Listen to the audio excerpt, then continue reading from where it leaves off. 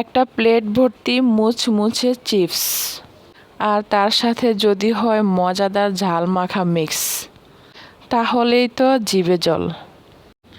চলুন বানিয়ে ফেলি আজ এমন এক টক ঝাল মজাদার চিপস মাখা, যেটা একবার খেলে আর থামতেই চাইবেন না।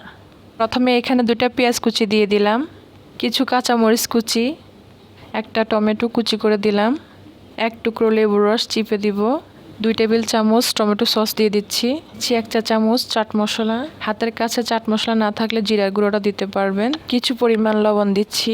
এবার সব কিছু মিশিয়ে নিব। দিচ্ছি চানাচুর, এখানে আমি চিকন মোটা 2 ধরনের চানাচুর নিয়েছি। সাথে দিচ্ছি আলু চিপস, আপনারা আপনাদের পছন্দ মতো চিপস নিয়ে নেবেন। এবার চিপসের সাথে সব কিছু আলতো করে মেখে নিব। দিচ্ছি 1/2 চা চামচ লাল মরিচের গুঁড়া। চিপস মাখা আমার কাছে একটু ঝালঝালি ভালো লাগে। চিপস মাখার পর মুচমুচে স্বাদ পেতে হলে সাথে সাথে খেয়ে নিতে হবে। এভাবে চিপস মাখা খেতে কি যে মজা লাগে, একবার হলো ট্রাই করে দেখবেন। আল্লাহ হাফেজ।